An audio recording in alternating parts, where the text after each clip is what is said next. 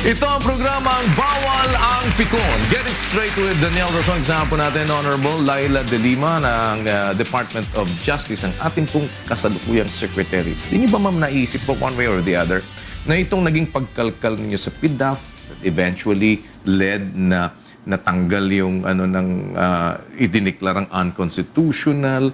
Hindi ba nyo naisip na ito din ngayon ang nagdala sa issue ng DAP dahil kaya napag-uusapan ito, kaya ito nakalkal at idiniklara ngayon ng Supreme Court na merong portion of what they are doing sa DAP na unconstitutional? Di ba naisip nyo pagagawan nyo din yan?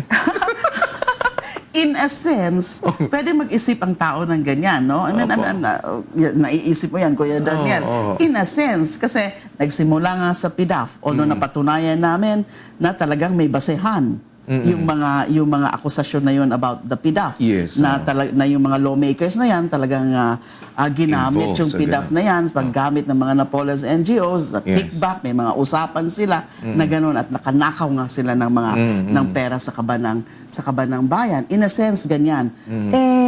Alam nyo naman kung anong pinagsimulan nitong usapin ng DAP, na itong isa sa mga akusado ngayon sa Sandigan Bayan, the so-called expose about yung nakatanggap di umano for purposes of yung sa impeachment, na that is absolutely not true, na may binigay sa mga senators para impluwensyahan sila dun sa impeachment nung dating Chief Justice. Now, kaya napunta sa usapin ng DAP kasi ang pagsagot doon is that meron tayong DAP na yung mga savings na ito ay inaugment namin yung mga pangangailangan ng mga iba-ibang ahensya. And then of course some people were fast enough to file those petitions na question yung constitutionality. So yung parang karugtong niyan, but why should we be blamed for that? Na ginawa namin yung dapat gawin for the PDAF, na since may kalokohan, as revealed by the whistleblower, especially Ben Horluy, at na-verify naman ng mga documentary evidence, at na-verify din yan ng ombudsman sa kanilang investigasyon din at sa preliminary investigation na merong probable cause. So, ginawa lang namin yung tama na kasuhan, yung mga dapat kasuhan, panagutin yung mga dapat panagutin. Na kung merong ganyang consequence na lumitaw yung issue ng DAP, masisisi ba kami dyan? And in the first place, although of course the case is still before the Supreme Court because of the pendency of the motion for reconsideration. Yes. That's why I'm constrained to be discussing the merits of that motion for reconsideration, but this is a subject already of public discourse, of public debate. Kahapon before the Senate, nandun si Sec Butch at tinanong siya ng tinanong, and then yung mga nandun din yung mga cabinet members. So naipakita naman nung cabinet members, especially si Sec Butch, kung ano ang naging layunin ng pamahalaan kung bakit merong DAP. At sinabi rin na hindi naman ito bago. Dahil lahat naman ng mga administrasyon, lahat naman ng mga presidente ay merong ganito. Iba-iba lang yung mga pangalan at medyo may mga iba-iba rin na mga pagbabago kasi depende rin yan sa creativity at depende rin kung ano yung specific needs ng isang administrasyon para gamitin yung ganong mekanismo which is grounded on the Constitution anyway. Because the Constitution authorizes the President to use savings to augment any other item in the budget. But would you agree na hindi naman ibig sabihin po na ginawa ng mga nakaraan tama na? Well, may mga ganun ngang argumento. Pero ano kaya ang mga naging basehan nung mga dating presidente? Bakit nila ginawa? Malamang, and I think it's the same legal provisions na ini-invoke ng current administration, yung sa administrative code, which was enacted by President Cory. Would you advise the President the same thing na to use that specific administrative code na ginagamit being a DOJ secretary? Because that is the statutory basis, in fact. No, but based on your analysis po, would you advise the president that this specific administrative code that they are now Yes. using, Yes. magandang gamitin argumento? Yes, because since merong ganyang programa o mekanismo, aside from what is stated in the Constitution, which is in broad strokes, ang nasa Constitution na talaga namang just, it authorizes the president to augment, to augment any other item with savings. Now, yung sections 38, 39, 49 ng Revised Administrative Code, ito ngayon yung parang sasabihin natin na supporting legislation. And it was even enacted in 1987, enacted 6 months after the Constitution, the 1987 Constitution. Yun po ba talaga ang sequence nun? Nauna ba itong Constitution bago Yeah. yung administrative code Yes, na ito? remember, President Cory, because it was the Freedom Constitution, the 1987 Constitution was a Freedom Constitution, may transitory provisions dyan. And the President Cory had the power to issue these executive orders which had the force and effect of law. Nung wala pa po yung Constitution. Part of the transitory provisions na merong ganon ang So ng Pangulo. nung nandun na po yung Constitution, hindi po pwedeng maglabas ng anything na lalabag doon sa saligang batas. Di po ba ganun? Oh yes, of course, because Constitution is supreme and all laws must conform Yes. to the Constitution. But the Revised Administrative Code came 6 months later from the Constitution. But does it jibe with the Constitution po? Well, very general ang nasa Section 39. I mean, the Section 39 does not say anything there about the prohibition dun sa cross-border. Na yung pwede mo lang i-augment ay yung nasa executive department. Or kung depende yan, kung executive department, dun lang sa executive department. Ang nakasabi kasi doon, authority to use savings to augment any other item in the general appropriations So may law. gray area din po. Gray area. Oh, okay. It's gray area. And manonotice ho natin, of course, this is not to really preempt or try to influence the Supreme Court because it's really, the motion for reconsideration. This is just part of enlightening Yes. our people. And yan nga ang ginagawa ni Presidente. Kahit nga may motion for reconsideration na sa Supreme Court, ay every opportunity ng public engagement ng Pangulo na masabi niya yung posisyon ng gobyerno about DAP, ay sinasabi niya. Kasi pinapaliwanagan po natin ang mga tao kung bakit may DAP at ano yung tamang nagawa ng DAP na may basehan yan. Kaya doon kasi kami nag-aalala na tila baga yung presumption of good faith ay nawawala dyan sa desisyon na yan. Pero kayo po ba nakatanggap din galing sa DAP?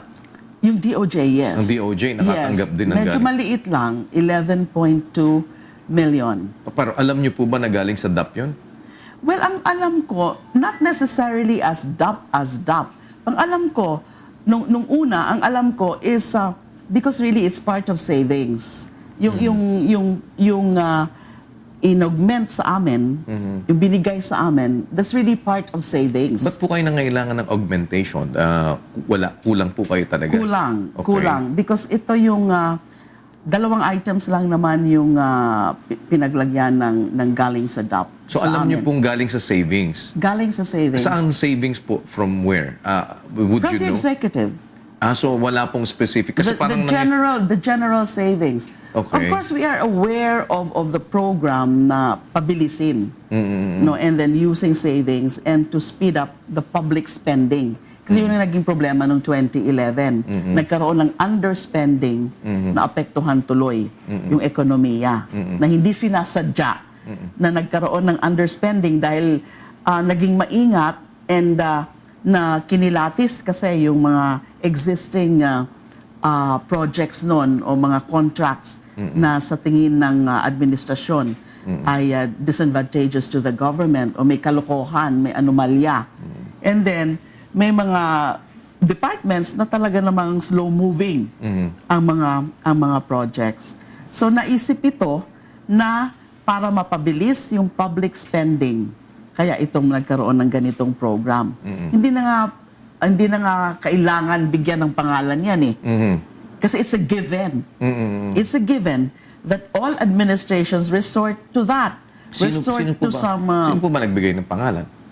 Sa administrasyon rin, specifically DBM as supported by the economic cluster. So sila may kasalanan nun, binigyan na ng pangalan. Hindi naman natin pwedeng masabi na kasalanan nila yon. Kasi dati wala naman pangalan eh. Meron daw yung reserve account control. Yung una, yung under President Cory.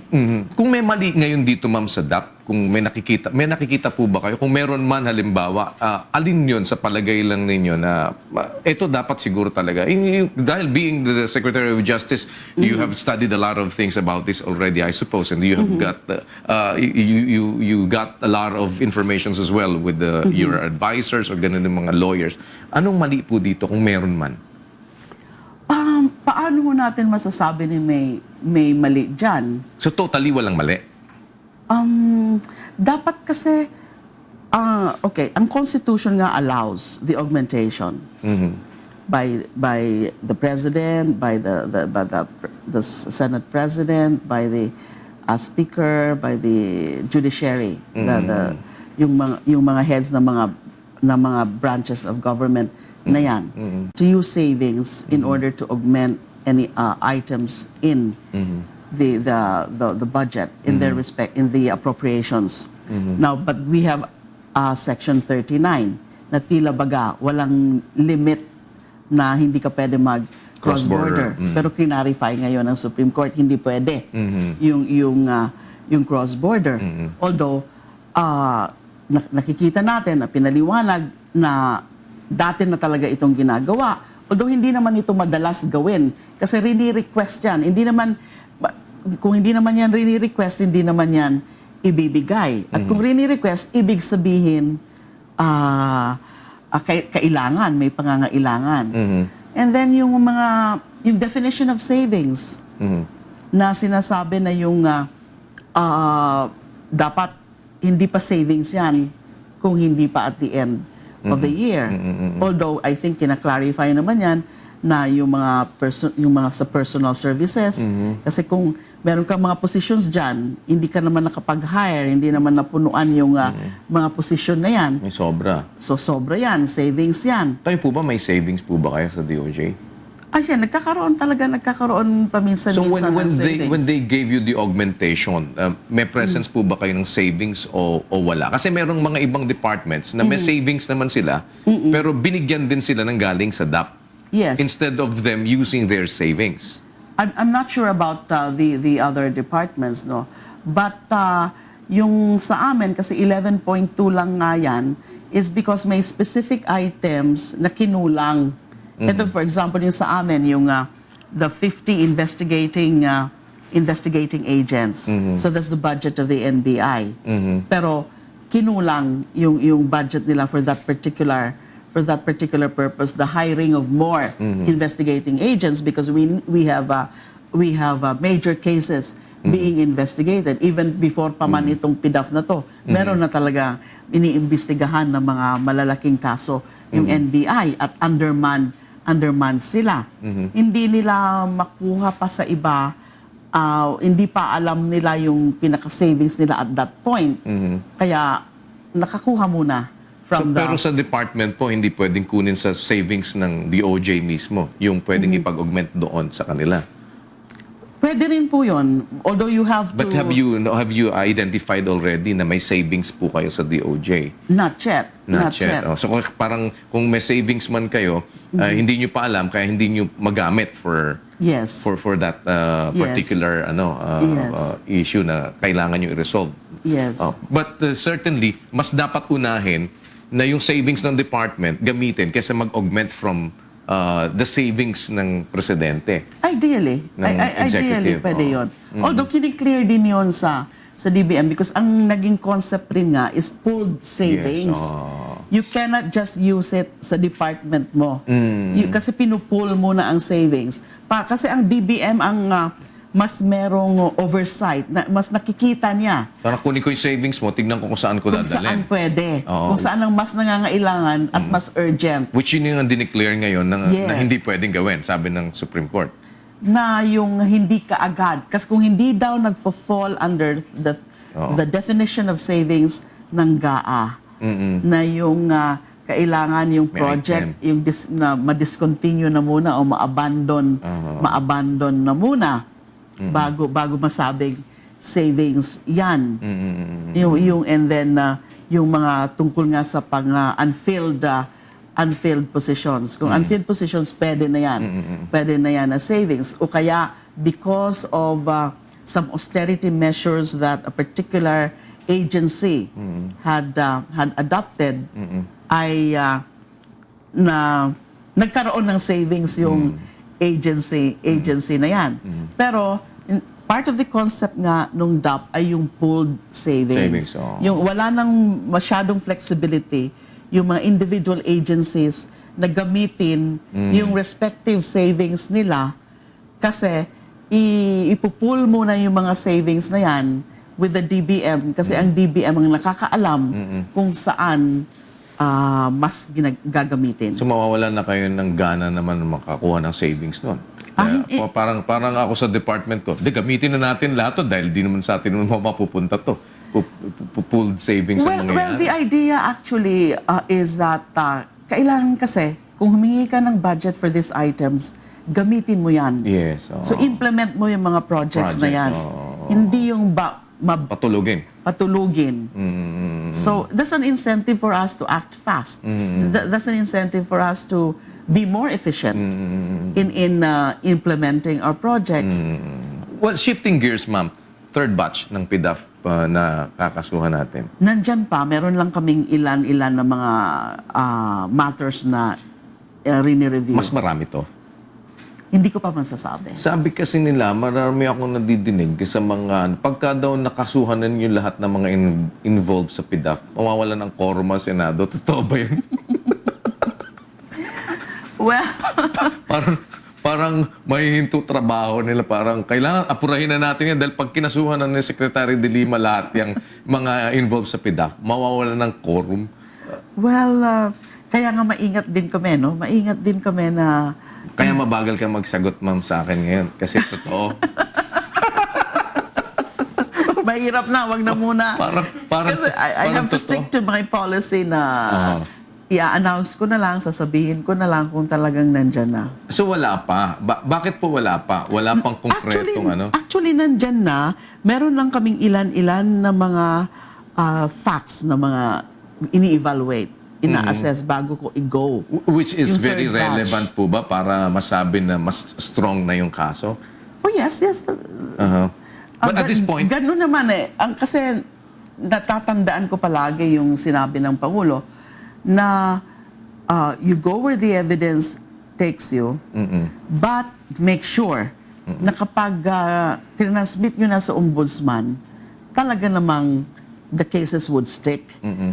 Although the ombudsman, ini-evaluate din yung galing sa NBI.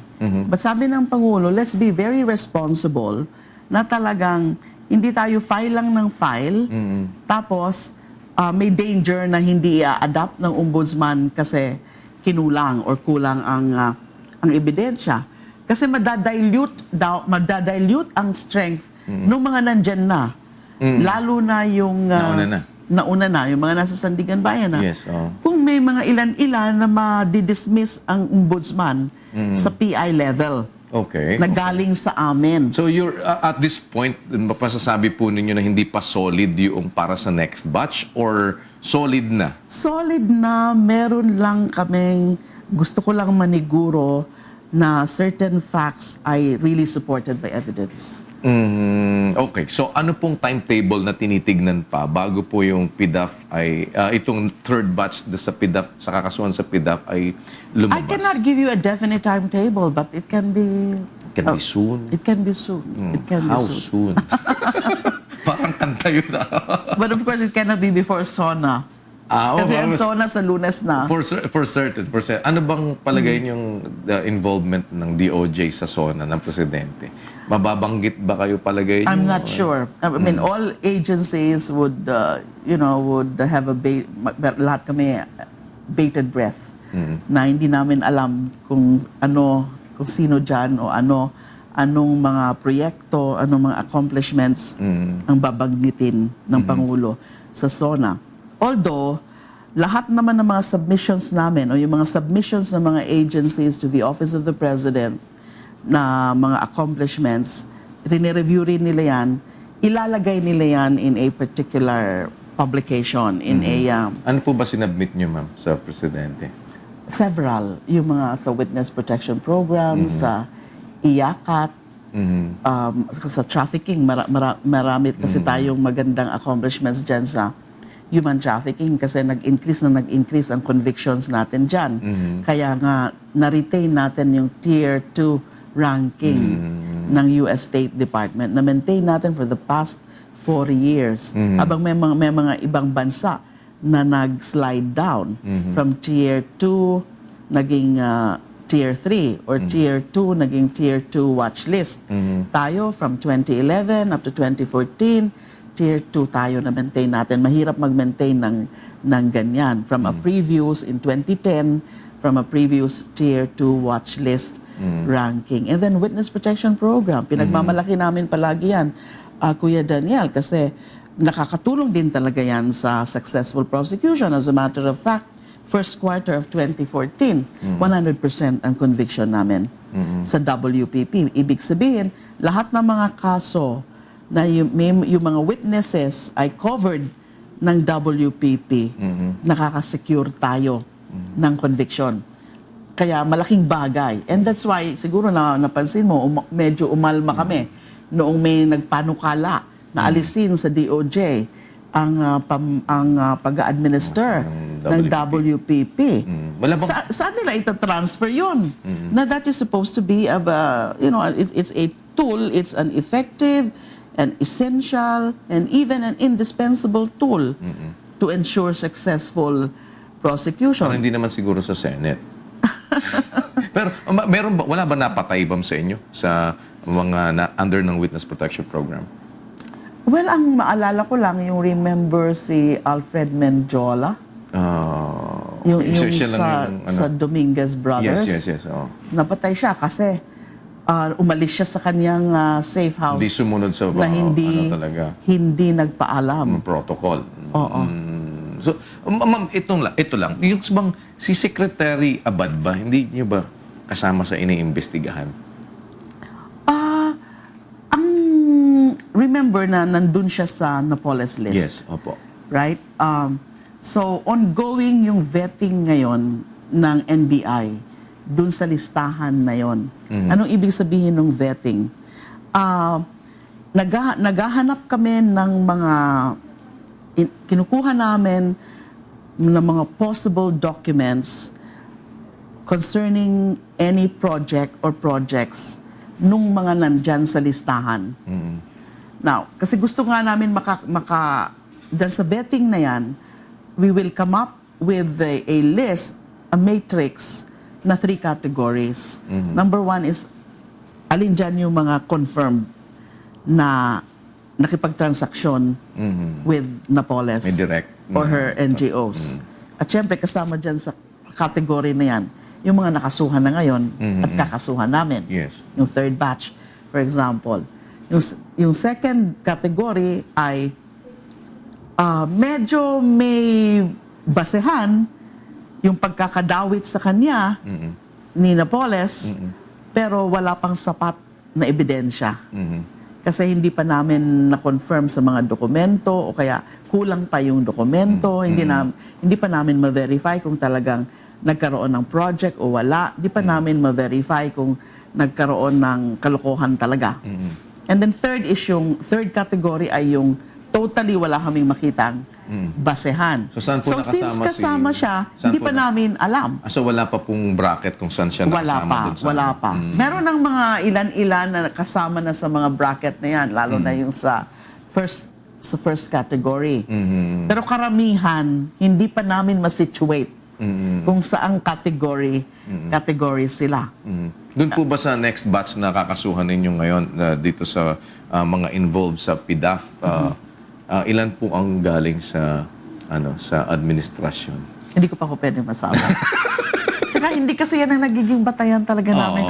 Believe it or not. But of course, na nakikita nyo na po at the end of the day, malalaman nyo na, ay, eto, may mga kasama dito na nasa admin, may kasama dito na nasa opposition. Sa umpisa, walang ganun. No? Even the NBI, maski yung first batch, second batch, never nilang sinama yan sa kanilang preparations ng mga ebidensya na alamin kung ano mga party ano. Yes.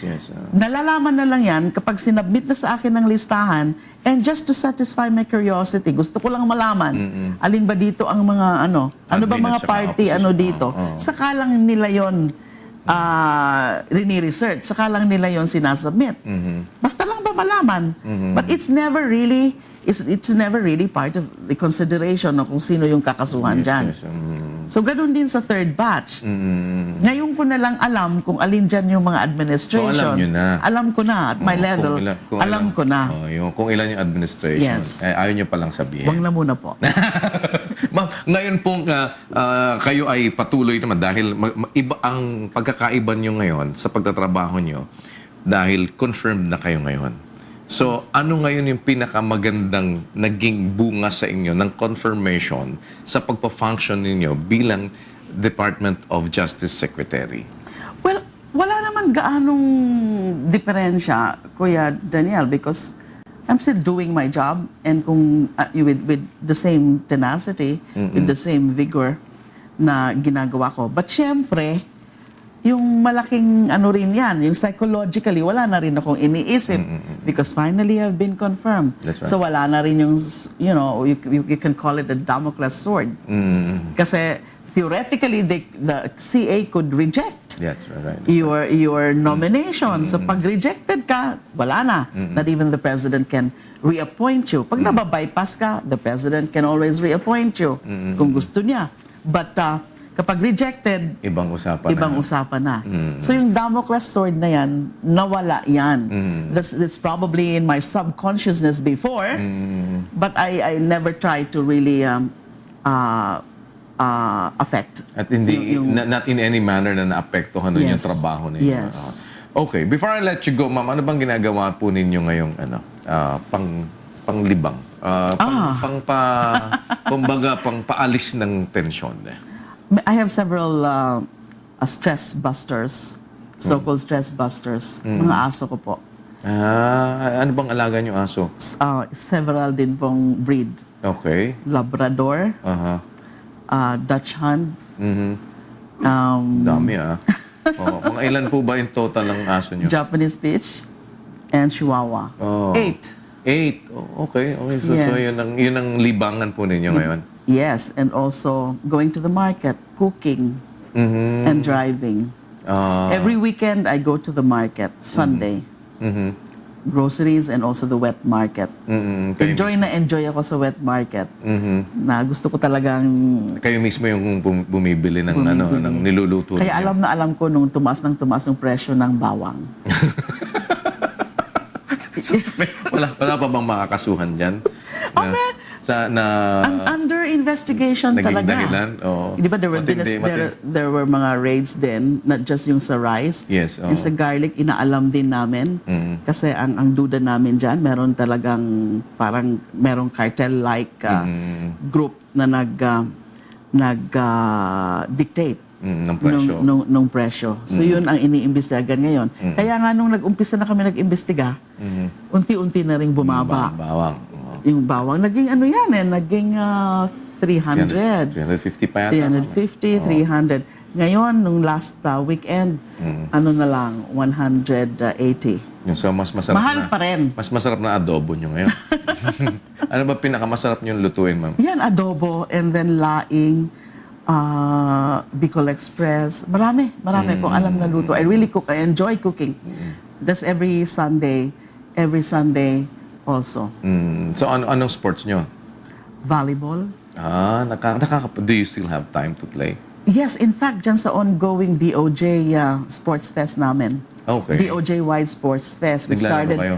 2 weeks ago. Yes, I'm part of the OSEC team, of the DOJ proper team. Oh, that's Ng nice volleyball. to hear. So, yung DOJ lineup natin sa UNTV Cup, Ayun, may iba na. kanina pinag-usapan namin, sabi ko, kasi I heard kulelat na kulelat daw yung team namin nung mga nakaraan.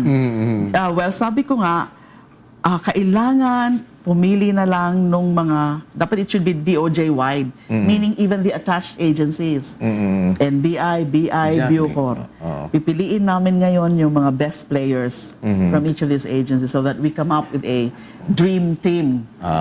So, Para- we will be looking forward to a Oh, yes, stronger yes. DOJ team this third cup, the third season po ng UNTV Cup. Yes, it should be, the list should be cleared with me. The lineup should be cleared with me. Ako mismo ang pipili ng nasa team. Ayan. We'll be looking forward to that. And thank you so much for taking time out. I know na kayo po ay very busy at you're also preparing for the sauna sa My pag-aanda. pleasure to be here. Salamat. And, Sana po mabuhay ka. makabalik po kayo ulit. Oh yes, yes. Thank you so much, ma'am. Salamat po. Department of Justice Secretary Honorable Laila De Lima, dito lamang po sa programa ang Bawal ang Pikon. Get it straight with Daniel Razon. Hindi ako nakita na. Oh.